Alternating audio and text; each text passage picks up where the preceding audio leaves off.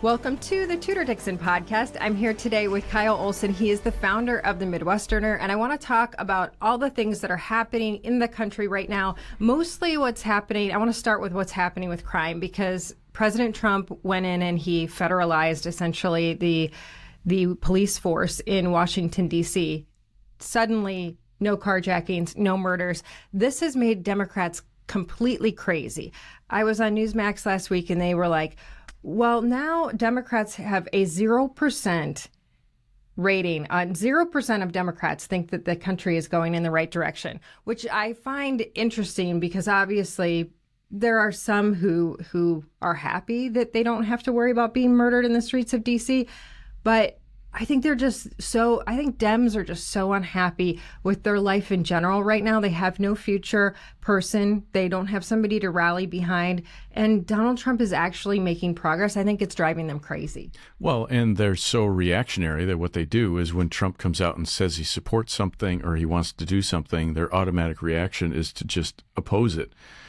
Yeah. I was in D.C. a couple weeks ago. I took my kids before the school year started. And we went to D.C., we went to Union Station, which has sort of been the focal point of the National Guard, and there was a real show of force. And the Democrats are outraged about this, but you look at the result, and as you said, there has been a significant decline in crime. And how they can be opposed to that is I just don't understand it. So that's what I find fascinating. And I can tell you from my own experience with friends, I grew up in the suburbs of Chicago, so I see a bunch of those people on Facebook.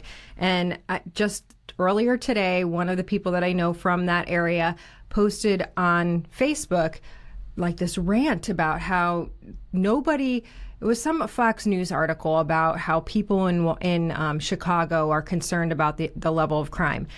And this person just went nuts about, this is not true. This is entertainment. There is nobody concerned about crime. So I find that interesting because Mayor Johnson is obviously totally opposed to Donald Trump coming in. President Trump has said that he's going to send federal troops to Chicago to make it safe because J.B. Pritzker, I can't speak, is not doing anything. The mayor is not doing anything. I mean, similar to what happened in L.A. when there were those terrible riots. This is something that we see in Detroit, here in Michigan. Detroit is right now the third most violent city in the country. And Chicago, surprisingly, is lower on that list, but I think they have a higher murder rate. So Mayor Brandon Johnson decides to go out this past weekend and he goes to a Labor Day rally and he has this speech at this Labor Day rally and he starts it with a chant that says, no federal troops in the city of Chicago, no militarized force in the city of Chicago. We're going to defend our democracy in the city of Chicago. That was Saturday night that he says this. He is insulting the idea that anybody should have to come and keep people safe because they're defending democracy. So what happens? There's 54 shootings and 7 people are killed. How is that defending democracy? Well, and what I don't understand why there is this tolerance for crime and violence. Why is that number of people being shot and being killed? Why is that okay? And then you have Trump who is saying we're going to use the National Guard and we're going to, take over the D.C. police force. And then he, rescinded that. And obviously there's a distinction between Washington, D.C. and these other cities because the federal government, effectively controls Washington, D.C. So there's a difference. But at the same time, it doesn't matter if you vote Republican or Democrat. It doesn't matter if you don't like Donald Trump. There are still residents in all of these cities who they deserve freedom. They deserve security and safety. And people like Brandon Johnson aren't willing to give it to them. But there's this side of the left that refuses to hear the people who are saying, this isn't what I signed up for. I'm not happy. And there's no denying there's been 274 people killed in Chicago just this year. Folks, it's September. 274 people have lost their lives. And the left is so preoccupied with being against Donald Trump that, just like I said, this person that I saw posting on Facebook says this is not an issue, this is entertainment. And you know what that article was? That article was actually interviews with people who live in this part of the city. Because that person posting on Facebook, she doesn't worry about her kids going out and getting shot on the streets. She isn't worried about whether or not she can go to the grocery store and not get into a fist fight. She doesn't have to worry about that because she's not living where the 274 people who have been killed were living. And this is the thing that I think is so critical for us to start to unpack in this nation. There are cities in this country that the left has turned their back on until it comes time to vote. And those people are starting to speak up, and suburban white moms are saying, no, you don't actually have a problem. How does this even compute when they're the ones saying there's a racism problem? Isn't it kind of racist to refuse to admit that these people deserve to live in safe communities? Right. Well, the 2 days after we left, so we came home Monday. Actually, we came home Tuesday, but we were at Union Station on Monday. And on Wednesday, the vice president and the Secretary of Defense and some other people visited Union Station. And there were these protesters in Union Station. And they were, white. They looked like white. Some of them were elderly women. Chances are pretty good they don't live in Washington, D.C. Right. They're not. They're just there. The shootings are. They're just there to oppose what the Trump administration's doing. And so who do they think they are when they are opposing the show of force, the surge, whatever you want to call it, but they don't have to live like that. Right. They go into, probably one of the fancy neighborhoods in Virginia or Maryland, and they don't have to live like everybody else is living in Washington. They're not worried about their Labor Day party having a drive-by shooting. I mean, and this is a true scenario. So Mayor Johnson goes out and he is chanting this chant on Saturday night. Same night in Chicago, there's a drive-by shooting. There are 5 men shot, 2 women shot. And I'm going to read this to you. It's pretty graphic, but they say the police indicated that a 28-year-old woman was shot in the left thigh. A 30-year-old woman was shot in the right knee. A 30-year-old man was shot in the right leg. Another 30-year-old man was shot in the left thigh. 31-year-old man in the left foot. And a 32-year-old man in the left thigh. And then the last one is a 28-year-old man who was shot in the buttocks. And but I mean, you think about these are people in the prime of their lives. They're 30 years old, and now they have permanent injuries. And I say that because we have a friend who he's an orthopedic PA. And I remember one night, so we live in an area where the hospital is in a neighborhood where there are a lot of shootings. So I took my daughter to the hospital one night, and there had been a few shootings, and we were in the lobby with a few people that had been shot. And so I talked to our friend the next day, and I was like, oh my gosh, is this common? And he said, we have this every single night. And I asked him, well, what happens to these people? And he said, to be honest, we had a guy who came in, and he's this huge, tough guy. And he came in and he got shot in the arm, and he has to go have rehab on his arm. And he doesn't want to do it because it's so painful. He was like, because you think, oh, he's shot in the arm, that's not so bad. He said, the bone is totally shattered. We're trying to graft the bone back together and recreate an arm. When you hear these things, I think too many people go, oh, they were shot, but they didn't get killed. How do you think the guy that got shot in the foot is going to do? What about the woman who was shot in the knee? I mean, these are lifelong injuries, and this is all going to cost everybody more money. Why is it like, instead of gun control, why aren't we saying, you know what, this is the Chicago has some of the most strict gun control laws in the country, and yet these 54 people were shot over the weekend. How about we have policing? Well, and how about we put a higher value on life?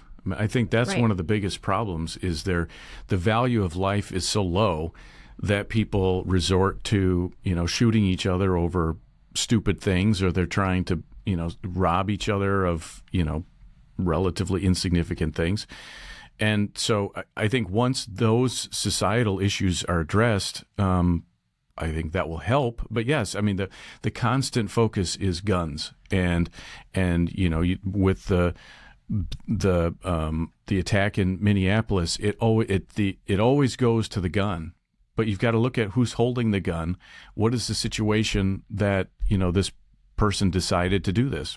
Well, and I'm not glad you brought that up, but I think that is another issue that we're facing in this country. We talk about mental health issues, but we're not really allowed to talk about the mental health issues. And I have an article here because I wanted you guys to hear. You probably heard about the Walmart stabbing that happened in Michigan back in July. This guy went into Walmart, stabbed 11 people. I think it was a Marine who stopped him and held him at gunpoint, but didn't shoot him.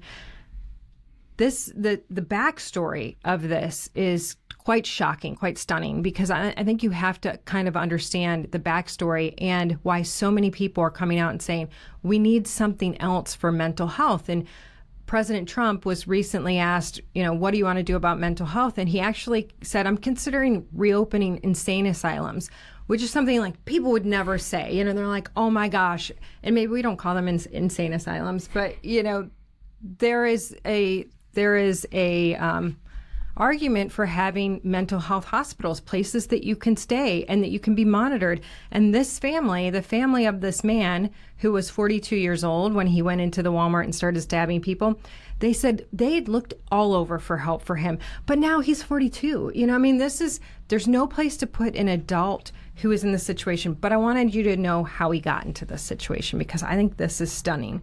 The mom was interviewed and she said, this is when she's talking about him as a child. She said, he had a sense of humor. He kept us laughing. He was great. He was enjoyable to have, just a typical little boy. But then at 14, she said he smoked marijuana, still his drug of choice. But that time, the marijuana was laced with something. 14 years old, just gotten a bad thing of weed. So he comes in, he says to his dad, he got down on his knees and he says to his mom, I'm in trouble. I got some bad pot.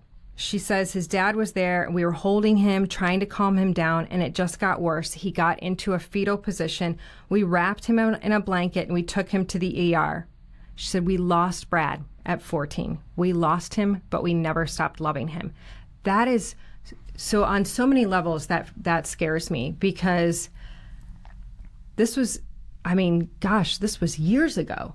And the weed that kids are getting now is much different than the weed this kid got. And he obviously had bad weed. It was laced with something. It caused permanent brain damage.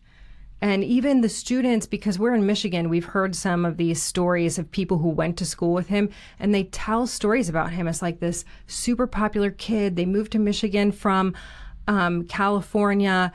They were really this family was really popular. The kid was really popular. And then the story, every kid knew it. Like everybody that is 42 that graduated with him was online, and then he got this bad thing of pot. He ended up nobody knew what happened. He kind of went crazy, and he did. He has had multiple run-ins with the law. He was homeless at the time that this happened, because he had been through that. We have these halfway houses, but there's no place to put someone like this.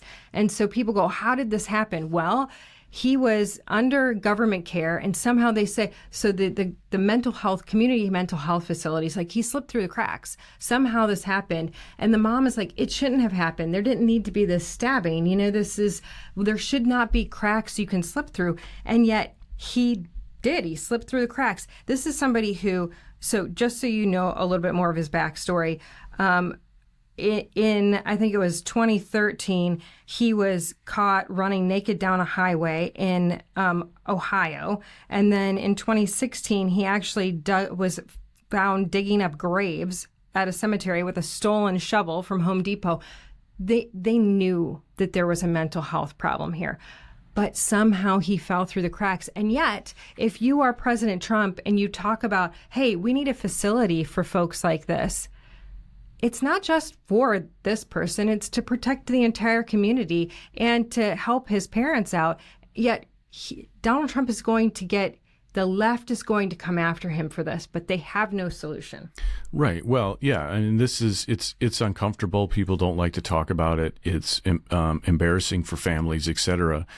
But it's something that, as you said, it's not just about the individual. It's about their family. It's about their neighbors. It's about their community, because allowing someone like this to just slip through the cracks, clearly, I mean, this is a good example of how it can end up in disaster for a community. So I want to tell you guys another story, because this has stuck with me all these years. This happened in 2014. And so I'm telling you this because I want you to know that this is not unusual for families to be in this situation. In fact, I have friends who have nonverbal, violent, autistic children who are twice their size. At 16, they're punching holes through the walls. The other siblings in the family were scared. The parents didn't have any options. This is a story that happens to people over and over again, but nobody wants to talk about it. It's a very hard discussion to have. And RFK came out and recently said, you don't understand. These people have autistic children who are violent and hard to handle. He didn't say every autistic child is that way. He said there are families in this situation, and the left came after him so hard. My kid's autistic and doesn't do that. That's fantastic. You don't get to say that it doesn't happen to anybody. There's this other story of a kid. I think he was a graduate of William and Mary, and at 21, he was diagnosed with schizophrenia. And his dad was a state senator in Virginia, and that's why the story got so much attention. And so 60 Minutes did a story on this. And the reason that the senator wanted this story out was because he said the system failed my son. His name was Cray Deeds, and the son was named Gus. And he went out when he knew the son was in trouble. He knew he was struggling. And at the time in Virginia, you could only have a 6-hour hold if there was no psychiatric bed. So he took him to the hospital, and the hospital said, hey, if we can find a bed, we can keep him for longer. They couldn't find a bed, so they sent him home. And he said, I knew there was going to be an altercation. I knew there was going to be something. I didn't know it would be violent. I knew he would have some sort of a freak out. He said he went to bed that night, and in the morning he was out. They lived on a farm. He was out in the barn, and his son comes out and he says, hey, bud, how'd you sleep? And the son says, fine. The dad turns his back. The son pulls out a knife, slashes him across the face, stabs him 10 times. Dad somehow gets away, and neighbors in the neighboring farm have him airlifted to the hospital. The most devastating part about the story is that he is in the helicopter when he hears on the police radio, we've got another one, DOA, gunshot. He killed himself. He hears, while he is suffering, he hears on the radio that his son has killed himself. He went out to talk about this in 2014. He was trying to get everybody to listen to this. And I feel like there wasn't, there may have been changes in Virginia, but on the national stage, there was not enough attention to this. And he bears a scar from the middle of his forehead down to the bottom of his chin from where his son slashed his face open because he was mentally ill. It is not nice to say, we want to embrace mental illness and glorify mental illness when the people around these people have no way of coming out and saying, I'm struggling. I don't know how to take care of this person. And I think President Trump is looking at this from that standpoint. And maybe he's not always saying it the way everybody wants it to be said. But what other choice do these families have? Right. And I think you're right. I think as there has been this period in society where we're supposed to affirm mental illness, we're supposed to tolerate mental illness, and I think people like President Trump are saying we can't do that anymore. We don't want to shame people. We don't want to embarrass people. But this dealing with these issues is critical because it, again, not only affects the person, but it affects their family, their neighbors, the whole community and society. Well, I mean, look at the neighbors in in Traverse City, all those people at Walmart, because we are afraid to admit that there are some people who cannot live on their own. They just cannot. They're not ready for this. And there's no help for them. That's the frustrating part about this. And I think this conversation with the MAHA movement and RFK and all of these doctors who are now with Dr. McCary at the FDA who are saying, we have a problem. It is not always solved by medication. This has been like a huge controversy in the last week where these doctors have come out and been like, you know what? There are some really bad side effects to SSRIs. And they're saying even doctors don't know about these side effects. That in the European Union, they said that they had to be printed on the label. But in the United States, the side effects are not always printed on the label. So people don't necessarily know that these medications are actually, in rare cases, helping people, in most cases, numbing people and causing multiple problems on top of this. It is an industry that is so powerful because I think now we're up to 18 billion. It's an $18 billion industry. I mean, it's hard to fight that. Yeah, I think this is all one of the biggest issues the country's facing. And just because you print something on a label doesn't mean anybody's going to read it. So I mean, but the doctors are supposed to read it, and in the United States, they're not printing. But they know. They know. It's interesting because I saw an interview with one of these doctors, and some of the side effects are so shocking, so shocking. And the interviewer said, "Why are the doctors allowing this? Do the doctors all know that these are the side effects that are happening?" And he said, they don't. In the United States, they don't. And that's why we're trying to come out there and say this. And that's why we saw that panel recently where the doctors came out and they were talking about the effects of SSRIs on the fetus in a pregnant mother, because they said, really, this is being hidden. Perhaps the pharmaceutical companies have so much money, they can figure out ways to hide how bad they really are. Perhaps they pay the news outlets to not cover it. Well, yes, that Perhaps. is also true. But if you look at even the way they do these studies, it's like a psychiatric drug is really hard to tell if it is. They're not measuring whether or not your levels of serotonin change in your brain. It's like, do you feel better? Yes, I feel better. But you might not feel that anxiety, but there's so many other bad things that are happening. Is that trade-off worth it? These people were, the stories that I've heard, the people were never told what the side effects are. And then they have life-changing side effects that in some cases are permanent. Right. Yeah, it's a big problem. So do you think that the RFK and HHS is on the right track?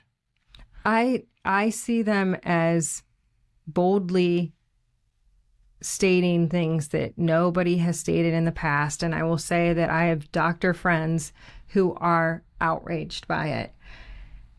It's interesting because the response that I've seen on social media from people I know who are in the medical profession, they go crazy about the idea of saying anything bad about an SSRI. Also, admittedly, they are taking SSRIs. And it's an interesting thing to me because I think my mom was saying the other day, when she goes to the doctor's office, she's like, man, they must think when you get to a certain age, you're really depressed because I always have to fill out this form of how depressed I am. And the girls were like, Mom, we have to fill out that form too. And they started like reciting back that, how many times a week, most times this, and they know exactly every time they go in. And I remember when I had cancer and that was the first time I had seen that. So that would have been like 2015. Was the first time I had seen those charts where you have to say how depressed you are. And I thought, man, this must be like all cancer patients have to do this because they're probably monitoring us. But then I realized it was every doctor, and the kids have to do it, and my parents have to do it. And it's become like such a big industry, but I don't understand, why do you have to fill that out? Are they instantaneously sending you to another doctor? Because I've had friends who have had their general practitioners prescribe antidepressants, SSRIs, and I've had friends who have had their pediatrician prescribe SSRIs. And then I've had friends who've had a psychiatrist prescribe SSRIs. But like my general practitioner doesn't prescribe chemotherapy. Like, why can anybody prescribe a anti-anxiety or antidepressant, and that's not the case with other medicines? And why is every doctor asking you how depressed you are? I don't know. I just find that fascinating, because I started thinking about this. I'm like, no matter where you're going, it's like, come on, but are you? Because then what is the there was someone I knew who went to who was required to go to AA, and I remember he said, I didn't like going because when you go, you're constantly thinking about alcohol, and the whole point is to not think about it anymore. So if you're constantly being asked if you're depressed, well, maybe I am depressed. Yeah. And then, because then what is the outcome intended to be? Is it sort of broaching the subject? Well, yeah, I am kind of feeling down today. Well, then here's some drugs. No, the girls actually, I forgot about this. The girls were talking about this because they said, hey, yeah, our friend's mom told her never to say that, never to fill out any of those, to always say that you're not depressed. It's like 7 questions. So it does get to the point where you're like, I mean, do I have little energy to go out and do things? So I remember. Kind of tired today. But you're talking to a 12-year-old, So that was the last time we were in the doctor's office. One of my girls was like, I don't know, maybe I do have little energy like once a week. And I was like, oh gosh, what happens if she fills that out? And then when we got home, they were like, well, our friend's mom says, if you don't fill that out saying that you're not depressed, then the government will come and take you away from us. And I'm like, I don't think that's what's going to happen. But I do think that parents are freaked out by it. And it's 7 leading questions for children. Yeah. And then you have the situation in Michigan where kids, get their, the medical privacy. Yeah. We don't get to, once they're 12, we don't get to have a say over anything in their medical record. They have to sign us over as a medical proxy, and you only get some of what they have done in their medical record. So you have to worry taking your kid to the doctor. If they say something, the doctor can take them into a room away from you and have a conversation with them, and you can't know what the conversation is. Right. So I do think that parents are now afraid of having those conversations with their kids. So I don't blame this woman for saying that to her daughter, because I think you are afraid. If the medical system gets a hold of your kid, I say, years ago, I took my daughter had this, she was like constantly washing her hands. I think I've told you guys this before, constantly washing her hands, and her hands were like chapped. It was kind of like an OCD thing, but I think it was at the time, when your kids are young, you don't realize your kids just go through these phases, and it was so bad. I went to the doctor. I'm like, I don't know why this is happening. She's like, oh, she needs to see a psychologist right away. So we went, because I was compliant. I'm going to listen to the doctor. We went, and that psychologist was like, you have to go see a psychiatrist because she needs to be put on meds. And I wouldn't do it. I said, no way. But that's another thing. Like, why do you have psychologists and psychiatrists? Like, I guess one is medical and they've gone through medical school and they can prescribe, but they no longer talk to you about things anymore. They're just prescribed. And then the psychologist talks to you and they determine that there's something wrong and you need this medication. And then you get put on this medication. And it's just, I think it's a racket. Here comes the hate mail from psychologists and psychiatrists. There's a hate mail all the time. Oh, well, we didn't even get to Rashida Tlaib, so we'll have to do this again because you have to play that. You want to get to, all right, we'll go a little bit long. So someone who needs some mental health care. All right. When was this? Set this up. This was this last weekend in Detroit. All right, here's Rashida Tlaib, your congresswoman. Look at this rooms, motherfuckers. We ain't going anywhere. Political structures that I have to work in, that we all are surrounded by, was built on slavery and genocide and rape and oppression. Real change doesn't come from the cowards and warmongers in Congress. It comes from the streets. It comes from all of us mobilizing and seizing the power to resist and fight back. Gaza is the compass in this country. Now we're in Congress, and we're every corner of the United States. There's a lot there. The part that bothers me is she refers to being in Congress. Now we're in Congress. Like they're not Americans. Like it's some other group and we're in every corner of the United States. What does that mean? So they're called blood and soil nationalists. So Ilhan Omar is another one where they're elected to the American Congress, but they go to represent their home country. So that's what she's talking about there. What was that conference again? That was the People's Conference for Palestine. And where it was? It was in Detroit. It's Democratic Socialists of America. They're all socialists. Talks about that. Like we've brought brothers and sisters in from other movements to join this. I don't know. I don't think that was in that clip. I'd seen that in another clip where she's talking about we're growing because we're bringing brothers and sisters in from other movements. Obviously, she uses foul language. This is nothing new for Rashida Tlaib, which I find interesting because our experience with the Muslim community in Michigan, the people that we are close with, they're not people that appreciate foul language or conversations like that. And I'm not saying everybody is the same, but it just is, she's their congresswoman. And I wish they would vote her out because she's just vile. That's a vile way of speaking. And then Gaza is the compass. What does that mean to you? Well, I mean, they're all, they're anti-Israel.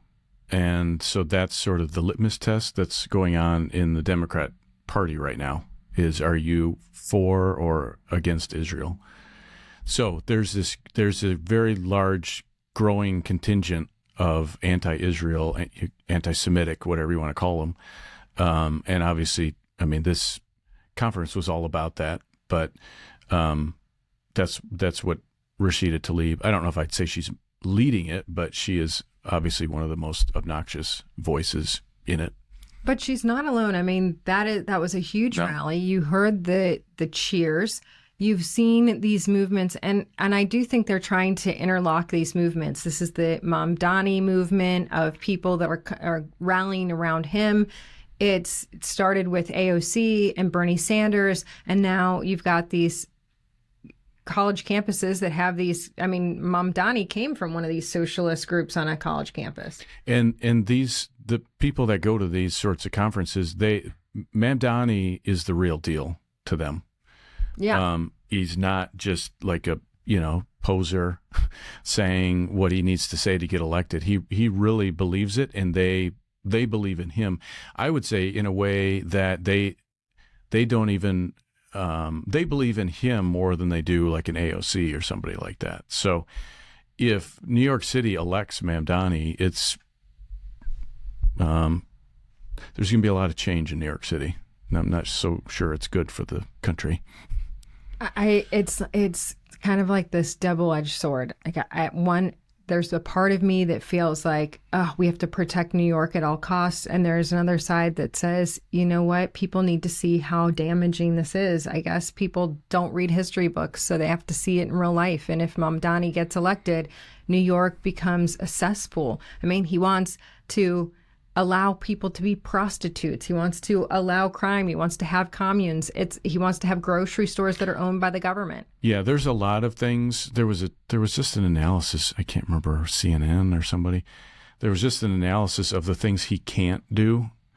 And there's a whole lot of things that he's saying he's going to do that they have to go through the New York legislature, and the governor has to sign it. And so there's a lot of things that he's just simply not going to be able to do. But I think one of the biggest concerns people will have is that like Brandon Johnson, he will tolerate crime, and he will excuse crime, and he will make the city more dangerous. And there's not a whole lot anybody outside of Donald Trump can really do about that. But what about if you do end up with a group of congressmen and women that become socialists? I mean, we're getting more and more. So How long does it take before they try to pass these?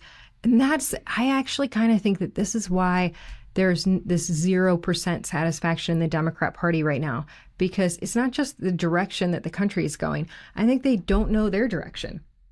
No, and I think if Mamdani wins, there's going to be a major, I don't know if I'd call it a civil war, but there's going to be a major, like that fracture that I think has been growing in the Democrat Party.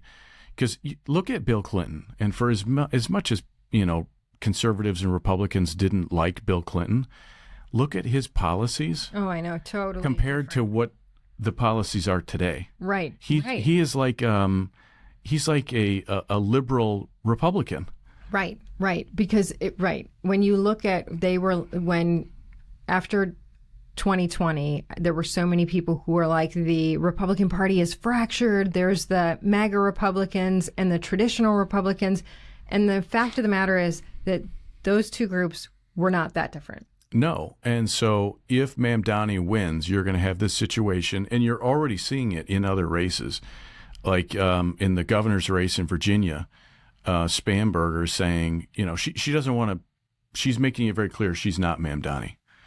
So if Mamdani wins, Jeffries can't. He can't. And he lives there. Yes. And he acts like he doesn't know him. He's never met him. He only talked to him once. And he avoids the questions. It's strange. And so if Mamdani wins, he's going to be the highest profile mayor in the country. And he is he's going to be a very high profile Democrat because he's elected. He's running as a Democrat.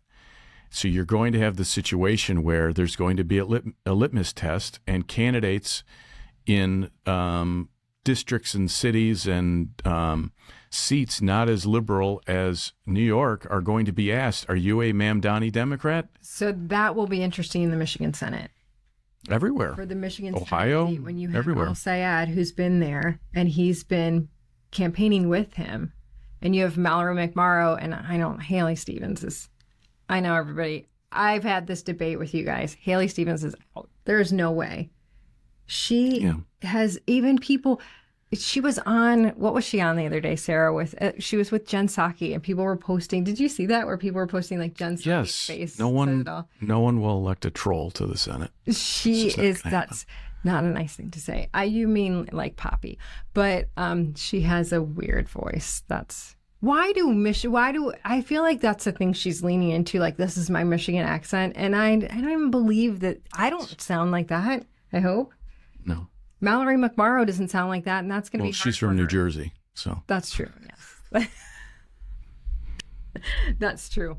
Well, it'll be interesting to watch. We're going to be watching what happens in New York. That, I believe, will dictate what happens in some of these other races, like we said in Michigan, in the Michigan Senate. I think the tight race will be between Al-Sayed and McMorrow, and we'll see how that goes. If Michigan goes with that traditional mom, Whitmer type, Benson type that they've been going with for a while, or if they're going to branch out and go full socialism. It'll be interesting. I think New York will be a telltale sign, and then whatever happens in 26 will tell us what's happening with the Democrat Party. That's why it's important for Republicans to get out and vote. Make it too big to rig. Thank you so much for listening to the Tudor Dixon Podcast. Thank you, Kyle, for being here. Thank you. If you want to get this episode or others, go to TudorDixonPodcast.com. You can subscribe right there, or the iHeartRadio app, Apple Podcasts, or wherever you get your podcasts. And you can watch us on YouTube or Rumble at Tudor Dixon. And make sure you tune in next time to the Tudor Dixon Podcast. Thank you so much, and have a blessed day.